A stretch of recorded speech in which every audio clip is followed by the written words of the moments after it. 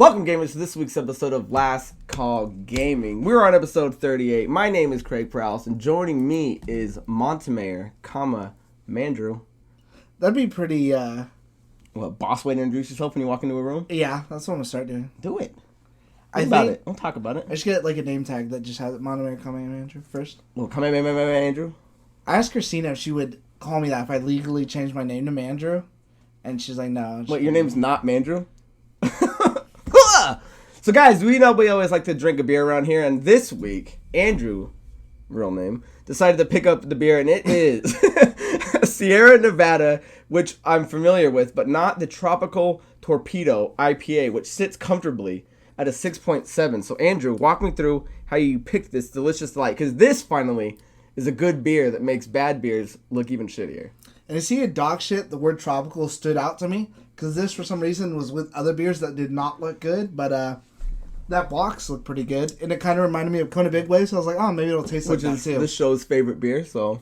You know, living out in the desert, I could always use a little tropical love. Yeah, it's like the only time we get to the beach this time of year, so kudos to you, sir, because now I have to top it next week, so got a lot of, got big shoes to fill. Well, let's just say I was in the mood since I beat Link's Awakening, finally. Finally, the one time I've ever beaten a Zelda game before you. And probably the last time ever? Yeah. All right. So, guys, we're going to jump into what happened today. And sometimes these stories fall into our lap. And today, which is the 20th of February, the Nintendo Direct came out. And what they headlined it with was a lengthy, in my opinion, 27-minute plus or so showcase of Animal Crossing New Horizons. Now, this is a very popular IP that is on Nintendo. Everybody... Oh, I was like, you got something for me? I thought you were sneaking up on me. I did want to say something, but go on. It's a very popular game, and it's one of the only times, me and Andrew were talking about earlier, that I've ever seen a Nintendo game get pushed back. This was originally supposed to launch sometime in 2019. It actually is now coming out in March 20th, 2019. So it was kind of big. We're going to hit you with the highlights because I'll leave the link in the description, hopefully. It's a big video, so we're not going to waste 15 minutes of our time explaining a 27-minute video. So what would you like to start with? I do. Or what do you want to tell the fans about? I actually do want to say that I really like more and more that Nintendo's just putting out these events that's just dedicated to one game. Whatever their new I love them. big There's like at least one a month coming out. Yeah. So I really love that. Again, dude, feel like it was a little too long, but that's the worst thing I would have to say about it. I think it was 27 minutes that you could have easily squeezed in 12, in my opinion. I felt like they were kind of re-showcasing it, but then at the same time, the thing's all gameplay. You're seeing everything run. So if that was the goal, then you succeeded. If it was to keep my attention the whole time, I got a little drowsy. Yeah, in regards just to the E3 conversation we've been having, I kind of do find myself liking more and more of these small events that are month by month by month instead of once a year, and then I got to see the same footage for 3 more years before the game comes out. Yeah. If you can get a quick highlight, just how recently they were doing kind of like the Pokemon games with the Nintendo Directs. I like when they can focus on it. And this game showed off a lot of new stuff. The biggest thing, at least the first thing that catches your eye, is that they're showing that the season system, right, which is throughout all the other Animal Crossings, is now split into, you get to pick what side of the hemisphere you want to go on. Yeah, I thought that was pretty cool. Yeah, so instead of being in December, where normally, like, say, it would be snowy and Christmassy, if you're on the other side of the hemisphere, you're in the middle of summer. So I thought that was a really cool aspect that they were adding to this game. Right, because besides that, you can actually choose, like, your island from where you're on, again, keeping with that tropical theme. Plug. And then, tropical plugs. You can choose, again, like you're saying, the hemisphere. So it cycles through the different seasons, which in turn you can do different activities. So when it's winter, they're building snowmen. Fall, I think it was collecting like seeds and leaves and stuff like that. The summer, I'm sure you could fish any time during the year, but they more emphasized it during the summer aspects of it. So I thought that was actually really cool. Yeah, one of the other things that really is a change from the old kind of formula is that mainly when you play an Animal Crossing, you kind of get into this spot and you're already finding yourself in debt with Nook, who's kind of, I don't know if he's the mayor or whatever he is, or he's kind of this big business owner. In this game, what it looks like they're changing that to is a miles package. So in terms of like flying, because you fly to this tropical island and now you collect miles. And the way you do that is doing quests, like collecting X amount of berries, doing random tasks, and that collects you miles that you get to pay off your travel package debt. But it also lets you go explore more things like hidden islands and do, there's other things you can buy with them. So they're kind of turning it probably in a smart way away from like a money debt system into like a miles collecting, which if you're old enough, you're probably going to start buying a credit card and go, oh, my miles will start doing that for me. So wait, tip for tat, one thing versus another. I did notice that too, that it kind of made it I feel like it tried to make it not feel like you don't owe him or anything like that. Because usually when you start those games, you owe him like a ton of whatever. Yeah, you're in debt, but no interest ever accrued, so. What caught your eye? I like that the way you can customize the island. I don't think that it's for me, but you can literally do it. You're paving like a walkway for it. You can invite other people to your island so it's not as deserted. But if there's like a river that's running through it, you can either try and close it off or make it wider and then build like a bridge over it. You start off with like your tent and then you can just build all your little stuff around it and everything. I thought that was actually really cool. Just the way you can go through and build stuff. I know that that's personally not for me. Like, I think it's cool. I think it's too time consuming for me. For somebody. Yeah.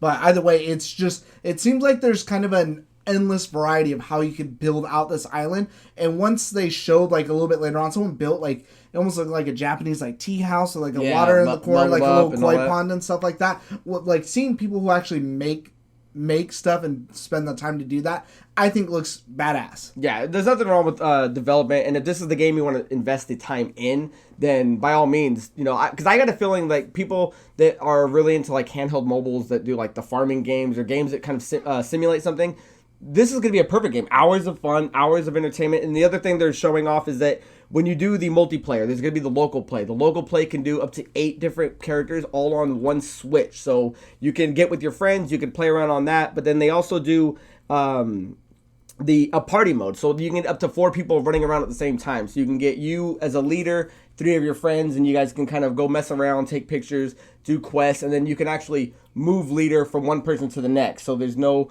you know, everyone gets a turn at doing what they want to do. So the online is there. And it's definitely a game, if you've got friends, you can invite them to your island. I mean, that's definitely one of the appeals of this game. I think that maybe I just don't spend enough time on my Switch. I mean, I think this looks great. I would just prefer to play it on like my main console, because it's definitely a game I would love to jump into, spend a little bit on. It would be my new warm-up game. Like right now, currently, I either play like Skate or Yu-Gi-Oh! I'll play that for about an hour before I jump into either my primary game or my shooters or anything. I always jump into my warm-up game first, and this looks like it'd be that perfect warm-up game that I might actually, get it and then just have it right there. And yeah, that's play the Switch. I guess I could play the Switch off the dock, but I would prefer. I was gonna say, and it definitely lends itself to being a handheld. Pick it up, take it around, play with it. The other thing that caught my eye that was kind of weird is that it was saying, like, it flat out just said there's no cloud saves at the moment. They don't really explain why, but then they say that, but they're working on something for anyone that gets a damaged console or a damaged cart to figure out how to get saves off of it onto, you know, your next one. And I just can't wrap my head around why that would be a feature that's missing. I think that's the one bad thing about this game that I could say, or about that whole event, was just that. And they kind of acted nonchalantly, like, oh, no cloud saves at all. But we're working on something if you lose your data. We'll have a service to do whatever. So I wonder, one, what that service is going to cost, but 2, it's 2020. Like, why the hell is there not a cloud backup? I don't understand. And on a game this anticipated for all Switch owners, and apparently this big, because this game is going to be a good fair size, so why would you not have an access to your save points? But one of the other, I guess, they kind of counterbalance is that all the updates, there's no DLC that you got to pay for. All the developer says all the updates and stuff like that is going to be free for you. So I mean, take a little sugar with a little salt. I think that's pretty cool, and it seems like that's the trend a lot of people are going with now. Like Call of Duty, Battlefield, this game is all the DLC is going to be free, and I think so far I haven't really felt like skimped on a game. I think in the past I got more DLC when I was paying for it with like Call of Duty and stuff like that.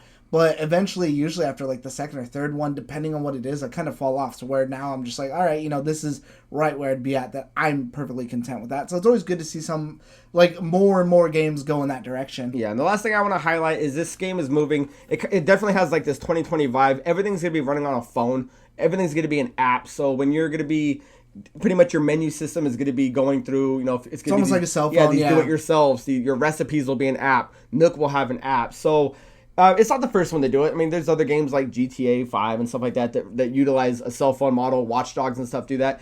But it is interesting. Animal Crossing is finally crossing that line and getting into the point where you can do that. The game is obviously going to be, you know, extremely customizable. It's going to be, they were kind of saying that, you know, you can customize your character. So if the game's for you, the game is for you. It looks great. I'll tell you what I think does look great is actually the final thing that they showed off was they actually had a custom Switch console. I think the console itself, I think, had like the leaves and stuff on it. I kind of glanced over that because what got my attention more was the actual docking station has like the little Nook raccoons, and then the I forget what they call the joysticks, the Joy-Cons. Joy-Cons, yeah. The Joy-Cons were like one's like a green color and the other's like I think it was bluish. Yeah, it was like a sea foam and like a turquoise or something like that. So yeah, so either way, I thought it looked really good on the Switch itself, and I thought it looked really good on the docking station. I think looked absolutely great. And when was that supposed to come out? Actually, that they were taking pre-orders, and that was supposed to be a launch, but that has to do kind of with our next story, because that has actually been pushed back. They have apologized because they don't have a definitive date of when you will be getting that due to the coronavirus outbreak that's going on in China and all the production woes that are going into there, that people aren't shipping stuff out of there, and so that's manufacturing is down, delayed indefinitely for the moment. Oh, so there's no hard date of when they're even saying you can pick up at least a pre-order? I don't think you can even pre-order it right now. That thing looks pretty cool. Yeah, I thought it looked nice too, but yeah, as far as it tells, there is no date as, okay, this is when it's going to be solved, you'll get it whenever. It's just pushed back till who knows. Yeah, so leaning off of what Andrew was saying, the coronavirus, guys, is something I was kind of avoiding. Andrew wanted to get into it with our last story or two, and I kind of wanted to tiptoe around it, but it is affecting more and more things with our video game day-to-day. So our next story leads into PlayStation, right? Biggest juggernaut out there, crushing it right now. They're actually announced, so on February 13th, they had a whole forum up and a page that shows that they were going to be at PAX East. It shows what day they were going to be there. It shows what booth numbers they were going to be. They showed off a list of games that were going to be there to play. And on the 19th, they just said that they're going to drop out, and that was leaning towards the coronavirus. And rightly so. I mean, take caution. If your company feels that something like that can get other people sick or endanger lives, then by all means, do not attend something that you feel uncomfortable with. But at the same time, I've been hearing a lot of other people that we watch saying that, are they using this as kind of a scapegoat to just not attend these event shows anymore? Because they've kind of been backing out of everything slowly but surely. And at the moment, it's really just PlayStation that's doing that. You don't see this from Nintendo. So, I mean, outside of, one hardware system of a Switch like custom Animal Crossing. Andrew? Right. We were actually talking about this, and I think I found an article that I sent to him. I think it's The Verge who writes it. And it's just kind of a thing and we love The Verge. Plug. I think it's like a pretty much just epidemic scares and how people's first thoughts are to cancel things when there's not even anything proven. Because, I mean, this is in Boston, which there's tons of people that go there. But, I mean, there's still tons of people going to Vegas. It's not like there's a huge outbreak over here like there is anywhere else. So there's nothing really kind of proven to think that, it would be beneficial to cancel. But they also canceled that they are going to GDC on top of that. And I think they just announced that today. And kind of piggybacking off of what Craig was saying, I actually put together a little notes that I wanted, because I wanted to throw it at you, because I wasn't sure if that was going to be your mindset. Is I actually am of the mind that I do think that they are more leaning towards, we're just buying time right now, versus actually canceling because of any sort of scare or anything like that. Yeah, I think they're slowly stepping away from the spotlight. Because PAX is on the 27th. 27th through March 1st, and they said on the 20th or the 19th that they're no longer going to be a part of it, so a week's apart. And then GDC is on March 16th is when that is. So by this time... And for anyone that doesn't know GDC, that's the Game Developers Conference. That's an annual event that game developers get together and we showcase things like that. So that's what the GDC is. Right. So by this time, though, in 2013 was when we had the big reveal of the console and they showed off everything and all the features. And that was February 20th. We are actually February 20th now, 2020, and we don't know what the console looks like. We barely got a name for PS5. No functions, no screens, no nothing. They have screens, no functions, no nothing. They haven't announced anything. The only other thing that they really have said is that they haven't even come down to a price, and that they're still trying to nail that down, but they're also waiting to see what their competitor does. Yeah, I think this is what they're using it. And Microsoft has already shown off the console. People kind of didn't like it at first, but I think the reception's been a lot better now that people have had time to sit there and gather on it. What's to not like? It's a fucking box just like anything else, only it stands so I thought more of this is time for them. Okay, cool. We don't have to. We can use this as a scapegoat to where we don't have to talk about price. We don't have to show off our console. We haven't even had our event yet, so there's no evidence to suggest either that they're going to have their event anytime soon, unless they're going to do it in March and for a console that may or may not launch this year. But there is also stuff out there as far as the coronavirus goes. I forget who it is. There was another tech spec company that said that this could drive up the cost of consoles due to rarity of the items because of the virus that's going on out there, that they might not even be able to meet demand of the consoles because of the fact that nobody can get anything out of China because people are too afraid of that virus. So it may very well be a real thing. And I'm not going to slam them and say like, oh, that's fake. I'm not going to call them liars. That's just my opinion. But realistically, would I go to something like that if I didn't have to, especially with something like that going on? No, I would not. Yeah, what's shitty about it is when you look at, because again, if you think you are going to spread a disease that can kill people, please, keep it away. But if you're using it as a curtain, then that's kind of shady, because I'd rather Sony be upfront. If you do not want to be in the spotlight and show off in these showcases, because that's the thing. I get in a week from now you don't want to be at PAX East, but if in a month from now you're already saying you're not going to be part of the GDC, then you're already planning these events that you were booked on that you're not going to. Because the other thing that's that's shitty for anyone that wanted to go to PAX East is that some of the games that they were going to show off was going to be like The Last of Us Part 2. There's a lot of people that were simply buying a ticket to go to PAX East just to go play these games. So at this point, I mean, you kind of debunked a lot of people that wanted to go over there, shoot videos, shoot demos, and now they can't. And what if you already bought it? I haven't heard anything about them issuing refunds based on them not appearing. But in the grander scale, I mean, we even got to date it back, like Andrew's saying. There's manufacturing parts. I mean, it's slowly slowing down. Manufacturing parts, and it just sucks that we're getting to a point where, because like Apple has been affected by this, they took a spot in this. Tesla had something like this, so it's not just video games, it's obviously anything that's being manufactured in China. So the threat is real.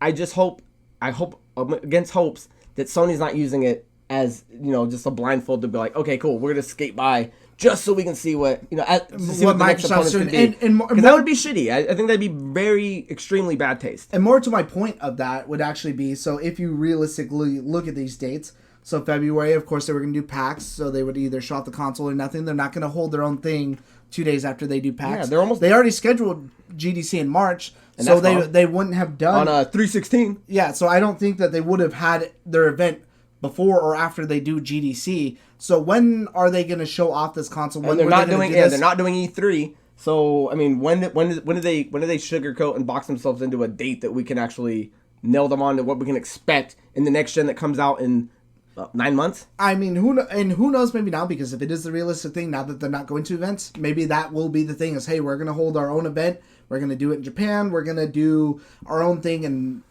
March, and we're going to show the console, the price, whatever, the controller, and a bunch of different stuff. And that would be cool to make up for the loss of these two things, because that's what people are really dying for. I mean, this year, there's games that are coming out like Final Fantasy VII and there's Cyberpunk, but the big news is always going to be the new consoles that are supposed to be coming out this year. That's going to trump absolutely anything. Yeah, because a lot of people are thinking this might be the last time we get new consoles. So this is. But they said that last time. Yeah, too. This is going to be something of a monumental event if it does in fact tend to be the last time we get a console. So it's a lot to digest, it's a lot to take in, it's a lot to kind of see who's right, who's wrong, whose opinion might be this, whose opinion might be that. Is it I mean, because the other thing with the GDC, Facebook, their gaming program with Oculus is another one that backed out, saying that the coronavirus was something they didn't want to be by. So there's more than just Sony doing it. They're just the biggest one of note in our world of gaming that are stepping away from more than just one thing, and it seems like every other month. So right, because I don't think anyone else like that big,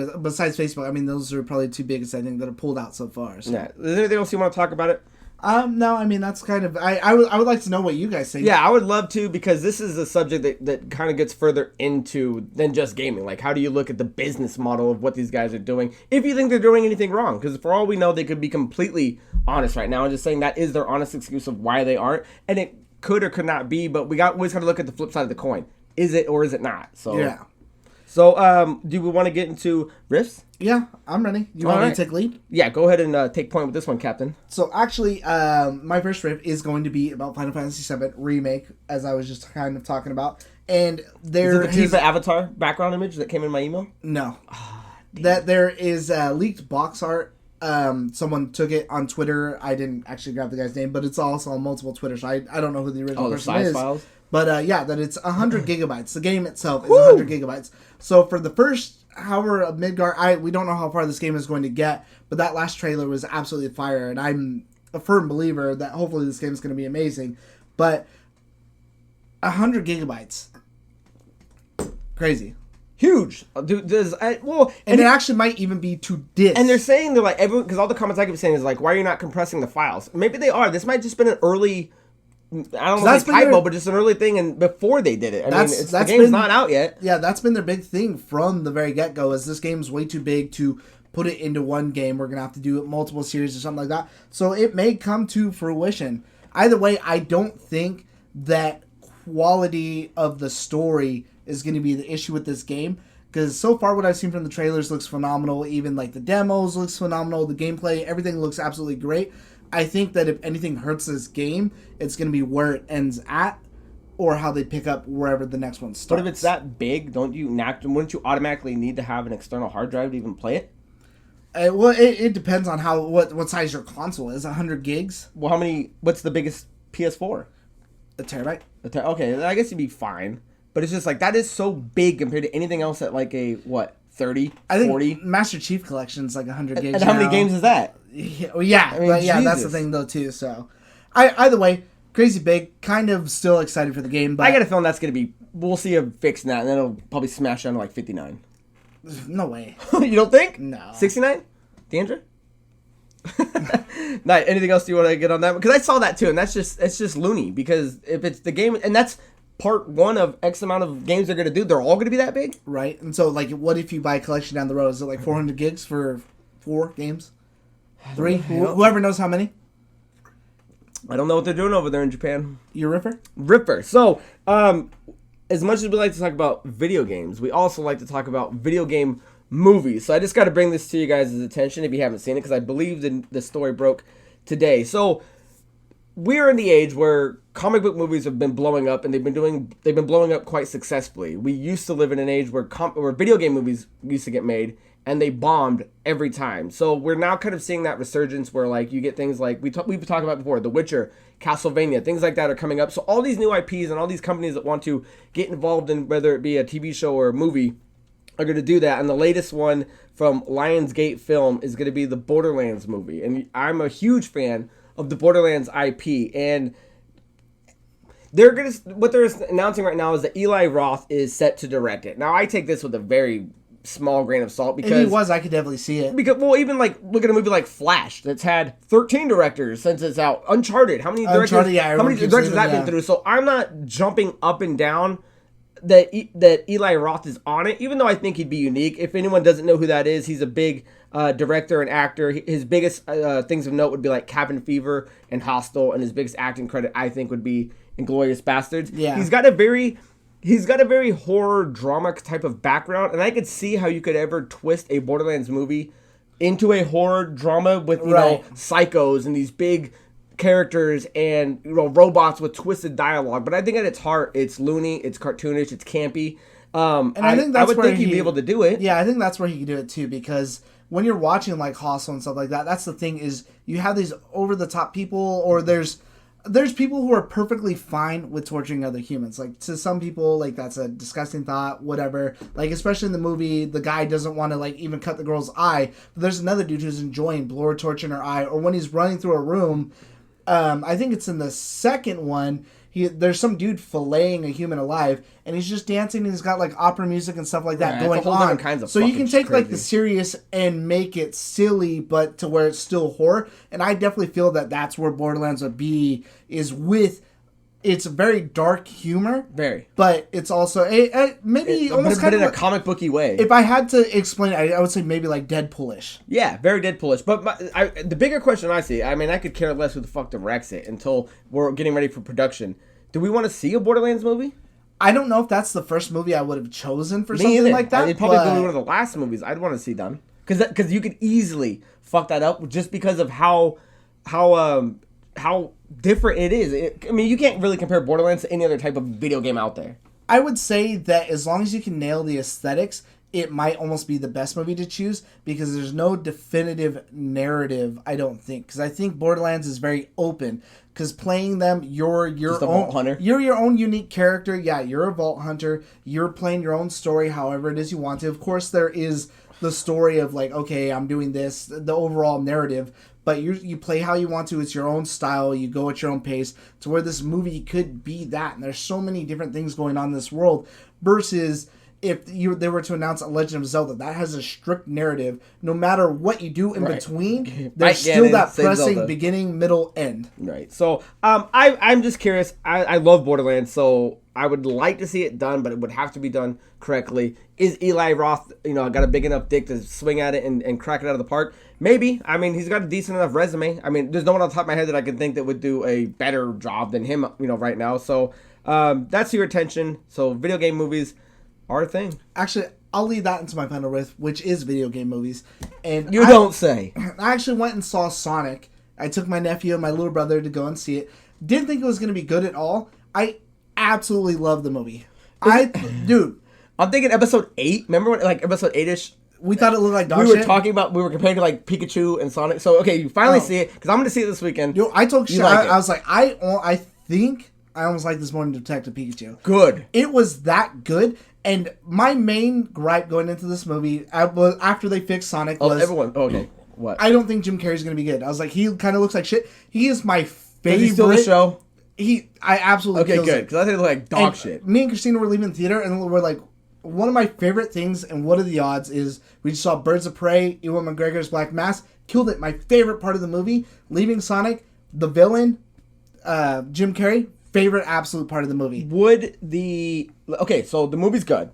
If they never changed the appearance of Sonic, would it still have been as good? Did that play an effect?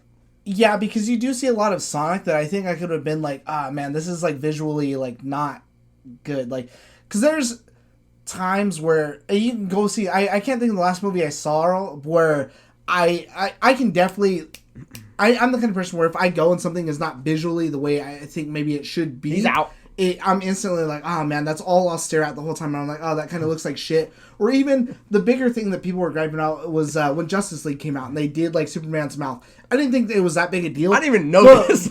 Now, when I saw it in theaters, that's all I stared at was his mouth. I'm like, man, it kind of looks like shit. Like, I'm not going to like knock the movie down 10 points for it or something like that. But in my head, I'm thinking about it. And for your main character who's there 90% of the movie, I hated his old look and I loved his new look. But I would definitely, if you weren't going to see it, you owe it to yourself to go and see it, especially because they spent so much fucking money redesigning Sonic. To the fans. They listened to the fans. And that was my big thing. I was like, you know what? I don't want to see this movie, but I'm part of the people who are like, you know what? Change fucking Sonic. He looks like shit. They spent the money to do it.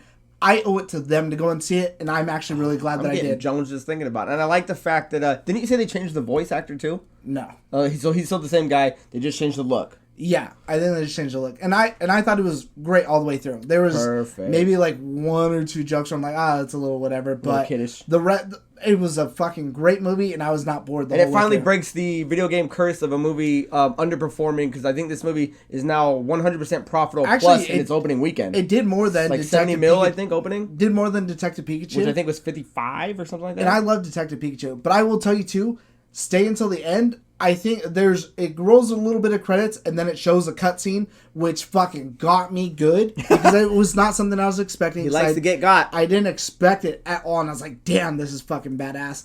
And then they go on with whatever, and I think there's a cutscene later on, but it wasn't anything like major, but still, stay all the way through the credits because there's some good shit in there. Nice. So we'll be checking out this weekend. So guys, let's move into video game questions of the week. And our question comes from the one and only Brandon Truckee. So we're just doing his because he really slid 3 questions in this sentence. Now, this was a big old paragraph, Truckee. So I just kind of nipped it at the butt and got to the base root of it. So he asked, he was talking about, the Resident Evil 3 giveaway. And he's saying, Nemesis has always been my all-time favorite. Nemesis has always been my all-time favorite from the regular series, and Survivors is all-time favorite. Stop. I want to actually collaborate and listen. I want to back with the brand new edition. I want to give you a shout out because I had Survivor as a kid and I played it a lot, and I know that it's not top tier Resident Evil, and I absolutely love that game because it's. I like that that's a sentence. Top tier Resident Evil because it's one that I had. And I played it all the time. I actually played that more than 3 because I didn't own 3. I had Survivor. So it's one of those games that maybe might not have been the best as a child or the best game ever, but because I had it as a kid and I played it so much and that was my choice, that I think it's a good game. In the heart. That I want to give you a shout because I absolutely think that it is still a great game. And the fact that that is your favorite game, I've never even met anyone else really, except for I watch this. Yeah, I watch this guy who does Resident Evil breakdowns and he does retrospectives, Avalanche reviews. Go give him a shout out or go give him a look. And he did a thing of Survivor, and I absolutely loved it, watched it. But I haven't seen anyone ever mention that game until I had watched his retrospective on it. Because he did every game in the Resident Evil series. I was like, oh, is he going to do that one? And I loved watching it. But I've never heard anyone else talk about that game aside from my own personal memory. So you're saying 3 people like a shitty game. Hey, that's all I heard. Here's to you, Dad. That's all I heard. So moving into this first question, he says, with the theme of all these remakes of the horror franchise of Resident Evil, would you be open to a Silent Hill reboot? I've only played like Silent Hill 3 and 2. And the movie, speaking of video game movies, which I actually like. I like the movie yeah. too. What's the fucking guy's name with the big old fucking Pyramid Head? When he walks around, that's some pretty scary shit. And I say, why not? I think anything lends itself to a reboot if it's just done in a positive way. If you're gonna take Resident Evil 2 from back in the day, and all you're gonna do is update it, change everything, make the game playable, make it likable, and bring it to new resurgence where more audiences can get to it, and then maybe capitalize on the old nostalgia.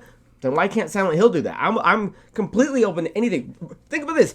Final Fantasy VII is doing that right now, and it's probably the most anticipated game of the fucking year. So, wow, I think Silent Hill, there's definitely room for a reboot.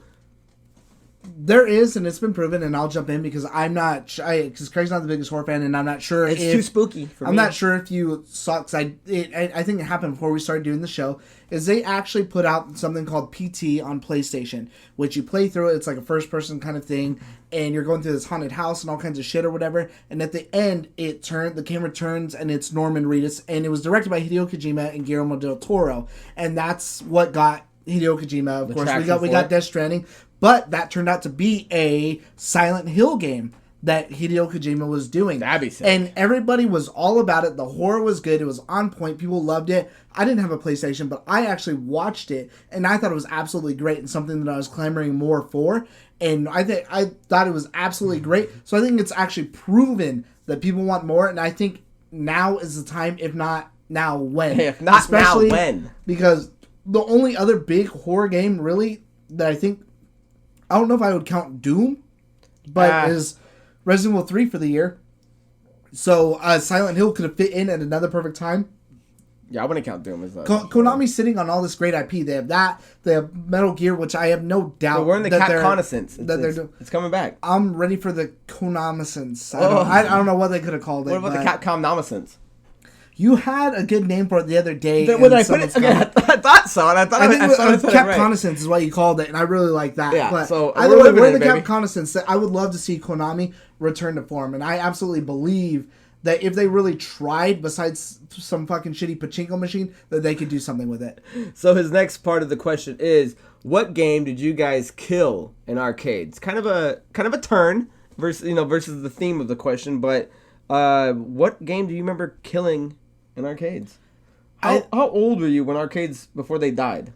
I don't remember being... Were you young enough to enjoy them as a young lad? I've gone to arcades. I've been to tons of like hotels or like places that have big arcades. Growing up though, growing up in town. You still remember them when they were around? Yeah, or even so, I used to go to Vegas and they had like the big arcades and shit like that.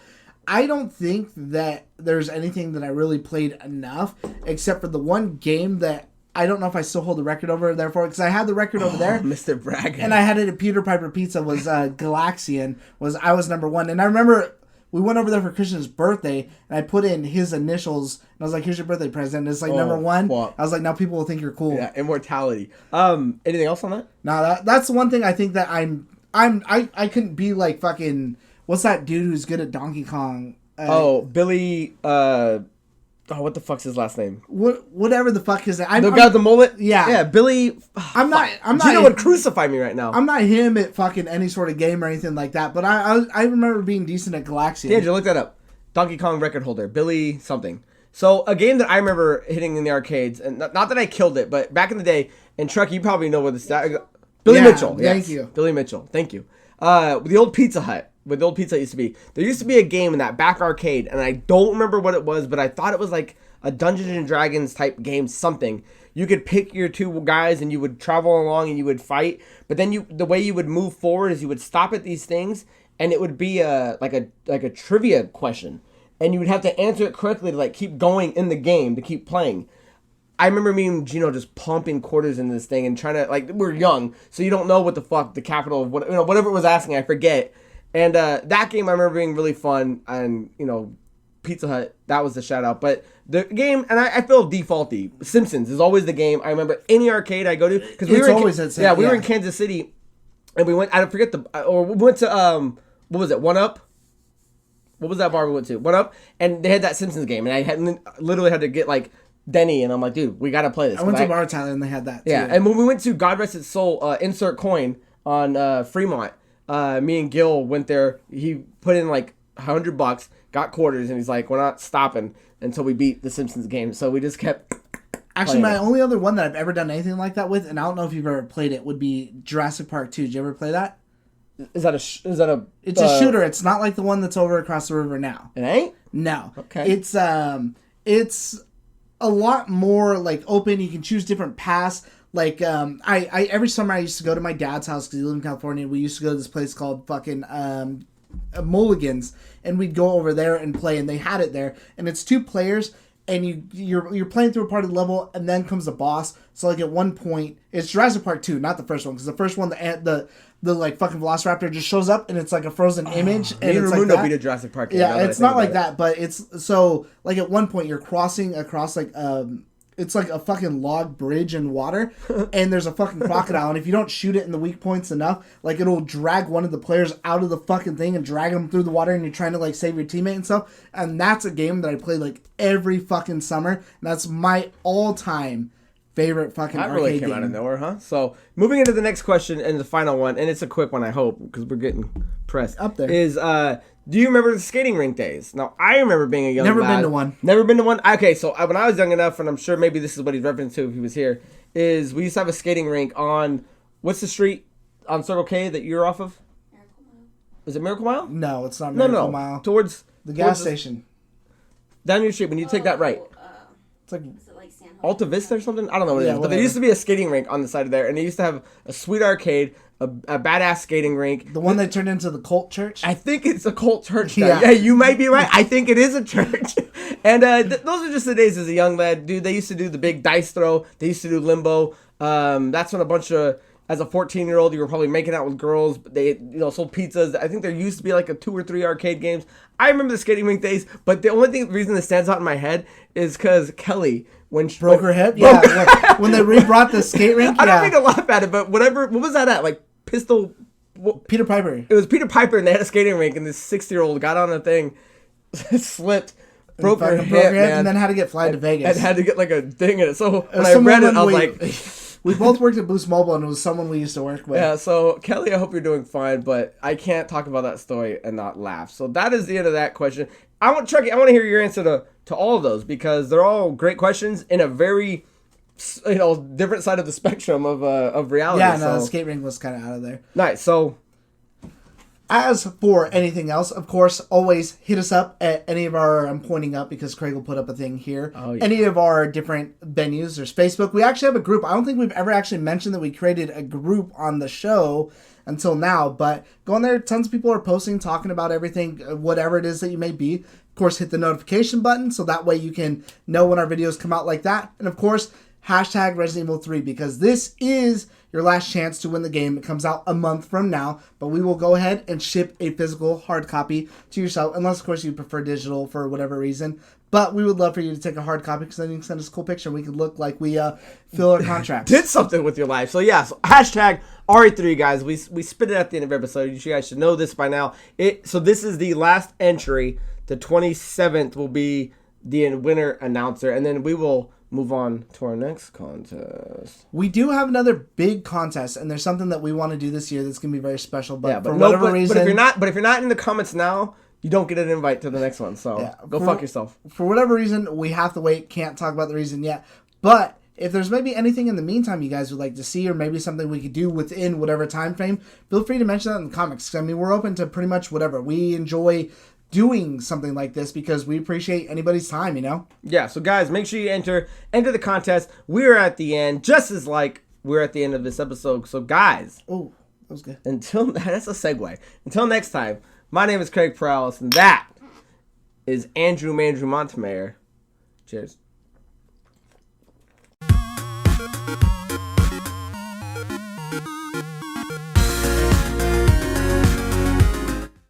So, I mean, I've been to that shop, like when we went to go grab Johnny Mojica, when he had his beer that he submitted. I couldn't find it anywhere, and I had to go to... Yeah, he submitted a beer a couple episodes back, and I couldn't find it. I had to go to that... What's the name of the shop? Jeff's River Mart. Jeff's River Mart? Jeff's River Mart. Bold, refreshing, fresh. So I had to go there and find it. But yeah, every time I go in there, it's just... I just feel they're a tad $1 or $2 overpriced. These were I guess for the 6-pack right there is $10 after tax. You're probably going closer to like 11 something. Yeah, that's what I'm saying. So $2 a beer. Well, yeah, I give them a $1.40. They're one of those places. It's like 35 cents. No, they aren't. They're worth their weight. 35 cent and they've got charge you can never find. What is that about? 35-cent charge for using your debit card. I'm like, what the fuck? Yeah, this isn't Coney Island. They do that at gas stations all the time. They do that there, but you know what? That's the corporate man trying to take you down. They have such a broad selection that I'm just like, I don't give a shit. I feel like they'd be worth it more than a gas station. Like, I get mad when I go to fuck Circle K when they try to fucking upcharge me. Oh. I'll be damned. I'll be damned and dipped. Yeah, but Jeff's River deserves he's a healthy local company, so... Hey, man, he's got a lot of good shit in there, let alone the fact that he carries the Amber Ale. We could probably... How many shows do you think we could do until we repeated? A lot, man. Over 100? I'm sure there's a lot of dog shit in there, too, though. I know, but we've drank a lot of dog shit, so... And you probably order something if you needed it. That was my biggest fear. I was like, man, I hope these are tropical as in, like, Kona, and not tropical as in, like, this shit's gonna taste like fucking pineapple and dog shit. Oh my god, I literally was just thinking that. Like, pineapple dog shit, because pineapple can be good, but in a beer it can be... We gotta take one. We're almost finishing each other's... sentences. I was gonna say thoughts.